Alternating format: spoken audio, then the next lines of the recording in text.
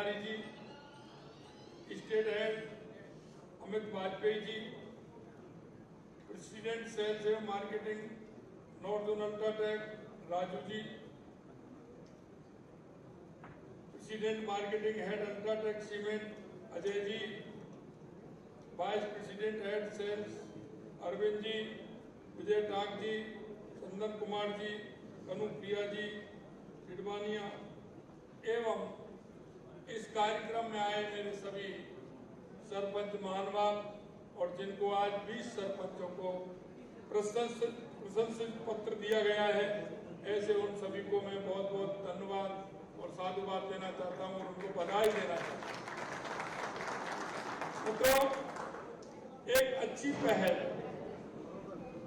राजस्थान पत्रिका ने की है और आपको ध्यान होगा पहले भी राजस्थान पत्रिका एक कॉलम आता था और हर गांव का व्यक्ति उस कॉलम को पढ़ता था, आओ गांव चले।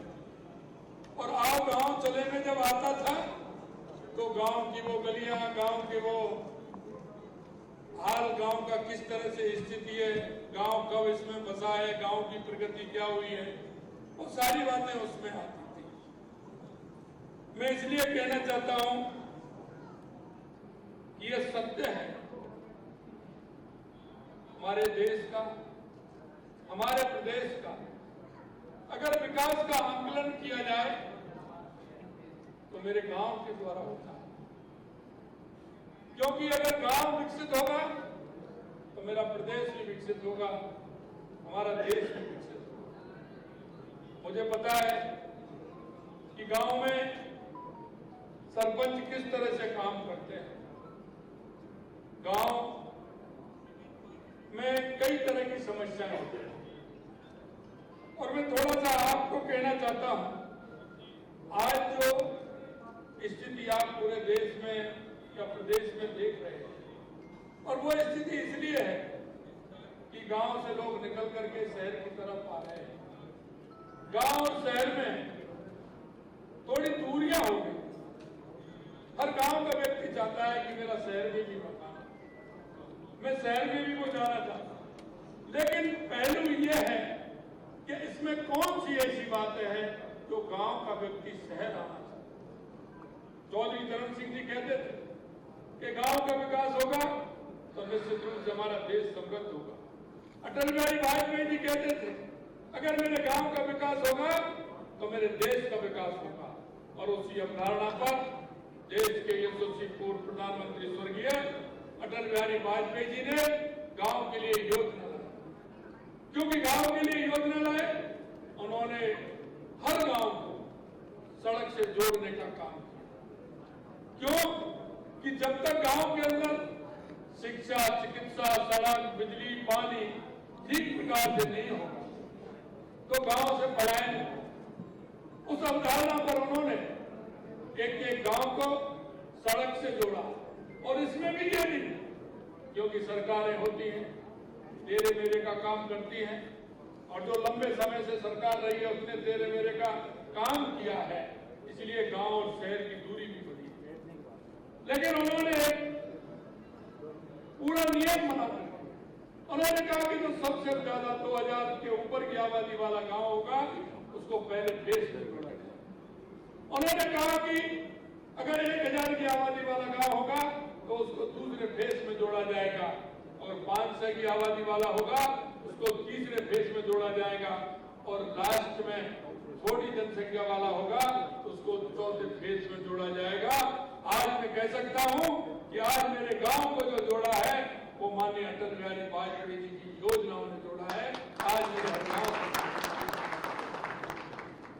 यही था, क्योंकि गांव में शिक्षा, चिकित्सा का अभाव, बिजली नहीं होना,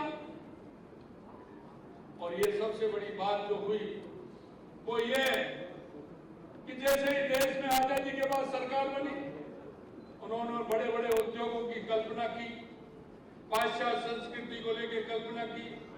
मेरे गांव के, मेरे उस क्षेत्र के जो अपने लोकल थे संसाधन, कुटीर उद्योग थे, उन कुटीर उद्योगों की तरफ ध्यान नहीं दिया और बड़े बड़े उद्योग लगा दिए, जिससे उन कुटीर उद्योगों की स्थिति खराब होती चली गई।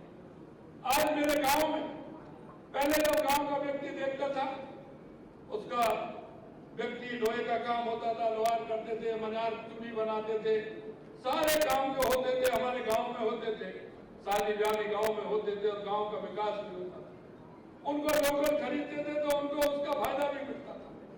लेकिन कुटीर उद्योग जो हमारे बढ़ने चाहिए, आज हम स्किल डेवलपमेंट के माध्यम से देश के यशस्वी प्रधानमंत्री नरेंद्र मोदी जी कहते हैं लोकल फॉर वोकल।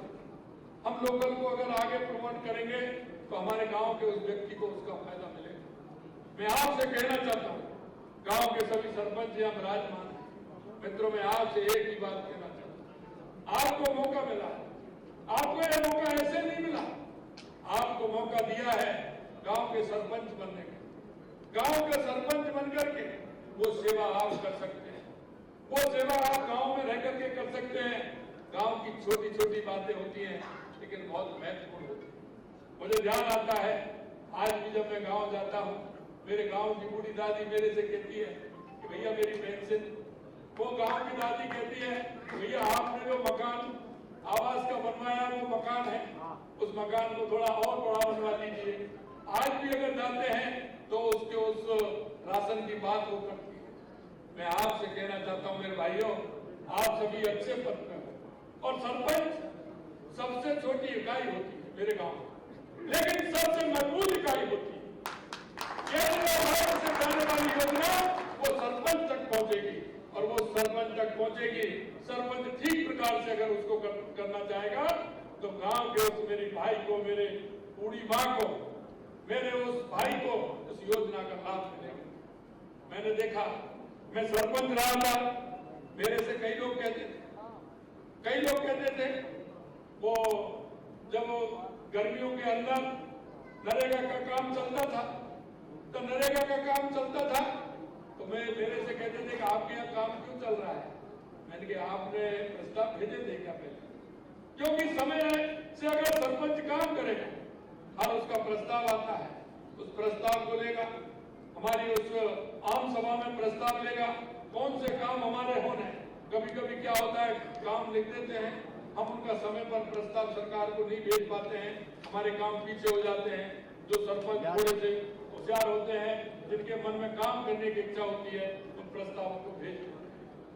मैं आपसे इतना ही कहना चाहता हूँ, जब मैं सरपंच था तो मेरे को एक परेशानी है, मेरे से आके माता बहनों ने, बुजुर्ग थी, उन्होंने कहा था कि सरपंच हमारी आंख बंद दिक्कत दे रहा, हमें आंखों का कैंप लगाना चाहिए। मैंने कहा कैंप कैसे लगा सकते हैं। मैंने मेरे सेक्रेटरी को, मैं गया, मेरे वीडियो को कहा कि मुझे आंखों का कैंप लगाना है। बोले ग्राम पंचायत कैंप नहीं लगा सकते। मैंने ग्राम पंचायत स्वशासी संस्था है, आपके जो ग्राम पंचायत कुछ भी कर सकती है तो कैंप क्यों नहीं लगा सकती। मैं उनके पास गया, वहां से मैंने पत्र लिखा, कलेक्टर के पास गया, कलेक्टर के पास से मैंने पंचायत राज को लेटर लिखा, पंचायत राज ने मेरे को लेटर लिखा कि ग्राम पंचायत कोई भी अपनी निजी आय के आधार पर कोई भी काम कर सकती है। मैंने कैंप लगाया, 500 लोगों की मैंने आंखें बनाने का कैंप लगाया, सरकार ने मेरी उसमें मदद की, तो एक अच्छा काम, अच्छी पहल मैंने। मैं 15 दिन के अंदर एक मेडिकल का कैंप लगाता था। उस मेडिकल के कैंप में मैं आपसे कहना चाहता हूँ, कुछ बातें ऐसी होती हैं जो दवाई से ठीक होती है, लेकिन कुछ बातें ऐसी होती हैं जो विश्वास से ठीक होती है। अगर मेरे गांव का वो भाई, वो बुजुर्ग, वो माता, अगर उसको खांसी है, आप लाल दवाई दी आपने, अगर उसको शीशी दे दी तो वो जाकर के उस दवा को लेंगे। अगले दिन अगर आप पूछोगे माता जी कुछ फायदा हुआ कि नहीं हुआ, वो कहेंगे बेटा फायदा हुआ है, फायदा हुआ है। तो उसकी साइकोलॉजी के हिसाब से और फायदा भी होता है। हम छोटी छोटी बातों को लेकर के, जैसा कि महीना आता है मार्च अप्रैल का, खुजली की शिकायत आती है गांव में, क्योंकि गर्मी आती है और सर्दी निकलती है तो उस समय खुजली होती है, हाथ पैरों में दिक्कत आती है। उस समय एक अगर कैंप लगा दोगे तो आप देखोगे 60%, 50% मरीज आते हैं, उनकी सेवा करने का मौका मिलता है। मैं आपसे यही कहना चाहता हूँ, चुनौती बहुत होती है गांव में, मेरा तेरा बहुत होता है, आपको उससे निकलना होता है। गांव में अगर अतिक्रमण होता है, सरपंच सोचता है मैं क्यों बुरा बनूं, बुरा तो आपको बनना पड़ेगा, बुरा आपको बनना पड़ेगा। अच्छे आप बनोगे तो बुरा कौन बनेगा? मुझे पता है, मैं देखता हूँ रास्ता चौड़ा करने के लिए जाते हैं, बट एक का मकान होता है, एक का चबूतरा होता है, वो चबूतरा की तुलना मकान से करने लग जाते हैं, ये भी हम जानते हैं। लेकिन इन सारी चीजों को भी हम देखते हुए, क्योंकि हम जब सरपंच हैं तो हमका दायित्व है हमारा कि हमारे उस गांव की छोटी मोटी समस्या होती है उनका समाधान करें। मेरे गांव में क्या हो सकता है, ये आपकी कल्पना के आधार पर होगा। आपने कल्पना क्या की है, आप क्या करना चाहते हैं, मैं आपसे यही कहना चाहता हूँ, सरपंच अगर थोड़ी सी कल्पना करे, कोई भी गांव में ऐसा काम नहीं है जिसको ग्राम पंचायत नहीं कर सकती, सारे काम ग्राम पंचायत कर सकती है। आप जुड़े हुए हैं, हमारा ये पंचायत राज बहुत बड़ा है, इसमें आप देख रहे हैं 11,341 के लगभग हमारे यहाँ पंचायतें हैं, 33 हमारी जिला परिषद है, लगभग 300-350 के लगभग हमारी पंचायत समितियां हैं, 1 लाख से ऊपर हमारे वार्ड पंच बैठेंगे। अगर हम सदस्यों की बात करें तो 1400-1500 के लगभग हमारे जिला परिषद के सदस्य होंगे। अगर हम उनकी बात करें पंचायत समिति के तो लगभग 6000 के लगभग हमारे पंचायत समिति के सदस्य होंगे। अगर इनको हम मिलाएं तो पंचायत राज की संख्या लगभग 1.5 लाख के लगभग हमारी पहुंचती है, और हम उसके माध्यम से हम काम करने में कितने हम सफल होते हैं ये खुद पर निर्भर करता है। एक मैं आपसे कहना चाहता हूँ, ग्राम पंचायत का एक पैरा आता है और उस पैरा में होता है आपकी निजी आय, और वो आप देखते होंगे सभी सरपंच हैं, हम देखो जब आता था पैरा आपकी निजी आय नहीं है, उसमें पैरा ऑडिट में आता था।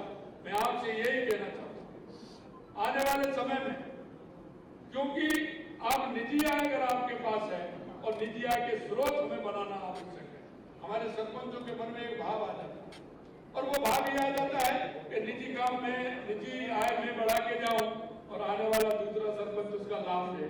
देखिए मैं एक कहना चाहता हूँ, कोई सरपंच का लाभ नहीं, वो मेरी पंचायत का लाभ है, वो मेरे गांव का लाभ है, इसे उसे बढ़ाने की जरूरत कोई नहीं। हमारे जो केंद्र की और राज्य की जो एफएमसी की और एसएससी की जो किस्तें आती हैं, मुझे पता, मैंने देखा था पिछले दिनों 22-23 की नहीं गई है, लेकिन मैं यह आपको कहना चाहता हूँ 23-24 की जल्दी आने वाली केंद्र की मेरी जो केंद्र की हमारी एफएमसी की है वो आपके पास पूरी तरह से समय से आ रही है। राज्य सरकार की 2019-20 से लेकर के लगातार लेट हो रही है, मैंने आगे देखा है, सरपंच साहब हमारे खुश हो रहे हैं। आने वाले समय में निश्चित रूप से वो भी आएगी, और मैं एक बात और कहता हूँ, पीछे की भी रह रही है वो भी जल्दी आ जाएगी। आप मुझे पता है सरपंचों को काम करने का एक वही होता है, और वो हमारी जनसंख्या के आधार पर आती है, और जनसंख्या के आधार पर आती है तो हमारी पंचायत के जो इस तरह के काम होते हैं जो आवश्यक होते हैं उन कामों को भी हम कर सकते हैं। अंत में मैं इतना कहना चाहता हूँ कि हमारे राजस्थान पत्रिका की पहल पर एक बहुत अच्छा कार्यक्रम आयोजित हुआ है। निश्चित रूप से पुणे में धन्यवाद देना चाहता हूँ पत्रिका को, और अल्ट्राटेक उसमें सहयोगी बना, उसके लिए भी मैं धन्यवाद देना चाहता हूँ। मैं एक ही बात आप सबसे कहना चाहता हूँ, आपकी दृढ़ इच्छा शक्ति अगर मजबूत है, सरपंच अगर थोड़ा सा ऊपर उठ करके काम करे और जितना नहीं करे, मैं आपसे कहना चाहता हूँ जो अच्छा काम करेगा उस सरपंच को कोई कुछ नहीं बिगाड़ सकता। इसलिए कहता हूं कि आप दृढ़ इच्छा मजबूत करके गांव में जो चलता है उसको चलने दें, उससे ऊपर उठ करके। मैं कहता हूं आपसे, 3 लोग 4 लोग 5 लोग सरपंच का चुनाव लड़ते हैं, कभी कभी आपके मन में आता है कि साहब वहां काम करा दिया, लोग भी आएंगे आपसे कहते साहब वहां काम करा दिया। मैं आपसे कहना चाहता हूं सबसे पहले काम उसके यहाँ कराना है जो आपके सामने चुनाव लड़ा है। हमें उस पंचायत के सरपंच है, आपको कोई ये तो नहीं कहता कि आपको इतने वोट मिले आप आधी पंचायत के सरपंच हैं। आज मैं कह सकता हूं मेरे को राजस्थान का मुख्यमंत्री बनाया, मैं आपसे कहना चाहता हूं मैं 8 करोड़ जनता का मुख्यमंत्री हूं, 8 करोड़। इसलिए मेरे से सभी की अपेक्षा है, और मैंने आपने देखा होगा बजट के अंदर मैंने एक भी ऐसी विधानसभा नहीं होगी जिसमें बजट के लिए मैंने काम नहीं किया होगा और उसको बजट नहीं दिया होगा। जहां आवश्यकता है वहां मैंने पूरी तरह से बजट देने का काम किया है। इसलिए मैं आपसे कहना चाहता हूं, किसी तरह का नहीं होना चाहिए। हमें हमारे गांव का विकास करना है, हमारी पंचायत का विकास करना है, हमें अपने राजस्थान को विकसित राजस्थान बनाना है, हमारे देश को विकसित राष्ट्र बनाना है। इसलिए मैं कहना चाहता हूं, हम आप निश्चित होकर काम करेंगे। कभी कभी हमारा सरपंच अतिक्रमण को लेकर और कई विषय होते हैं, थोड़ा सा प्रेशर महसूस करते हैं, करने की आवश्यकता नहीं। आपकी वो दृढ़ इच्छा शक्ति आगे काम करेगी, आपके नेचर को पहचानेगी, क्योंकि आदत हो जाती है। जैसा आप करोगे वैसी आदत लोगों की भी हो जाती है। एक मैं बताता हूं आपको, क्या हुआ कि छोटी सी कहानी है। कोई अच्छे थे, बढ़िया थे, हमारे से अल्ट्राटेक वाले अच्छे बढ़िया थी, काम धाम चल रहा था उनका। तो किसी कारण से कमी आ गई, तो वो किसी के पास जाते, कभी हनुमान जी के मंदिर जाते, तो कभी देवी जी के मंदिर जाते, तो कभी ठाकुर जी के मंदिर जाते, तो कभी गणेश जी के मंदिर जाते। जब उनको लगा कि कहीं तो कहीं किसी ने बताया कि उनके पास जाए, तो किसी विद्वान आदमी अमित जी के पास चले गए। अमित जी से जाके कहा उन्होंने कि साहब मेरे को ये परेशानी है, ये समस्या है, बड़ी दिक्कत हो रही है, पहले तो ऐसा था, अब मैं ऐसा हूँ। उन्होंने अमित जी ने देख करके उन्होंने कहा कि कोई बात नहीं, 3-4 महीने की बात है। तो उसके मन में विश्वास आया कि 3-4 महीने बाद क्या होने वाला है। तो उन्होंने कहा साहब 3-4 महीने बाद क्या होने वाला है। उन्होंने कहा कि आपकी आदत में आएगा। उन्होंने तो सोचा था कि 3-4 महीने बाद ऐसा बताने वाले हैं कि कुछ और होने वाला है, कहीं से आने वाला है, कुछ होने वाला है। उन्होंने कहा कि 3-4 महीने बाद ये जो हुआ है ये सब आपकी आदत में आ जाएगा।